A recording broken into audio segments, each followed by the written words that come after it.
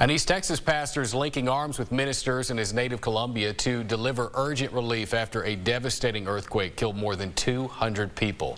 KLTV7's April Pierdont shows us how local faith is bridging the gap to help a country in crisis.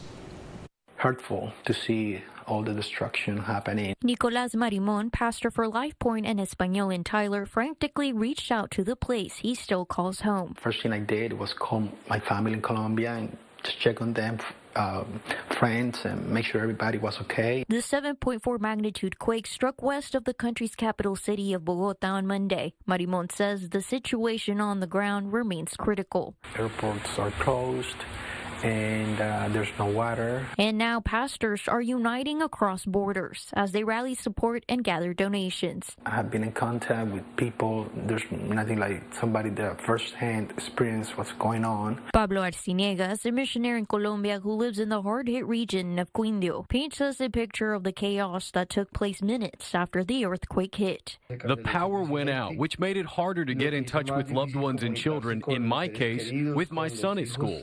So it caused quite a bit of chaos because everyone was heading out on their motorcycles and in their cars to look for people who weren't nearby, who weren't home. Because many of the affected areas are isolated mountain villages, direct help has been slow to arrive. We hope that through some kind of partnership, we can go a little way toward easing the concern of these people living deep in the mountains. Marimón says that past disasters prove that lasting recovery requires a community that refuses to walk away. Something like this happened in Venezuela, and I saw how people got together, everybody helping everybody. I feel like this is a moment to stretch a hand to Colombia and do the same. April Pierdont, KLTV 7 News. That is powerful. Global relief is pouring in with the U.S. and European Union committing millions in aid, while neighboring countries like El Salvador, Mexico, and even Ecuador are sending search and rescue teams.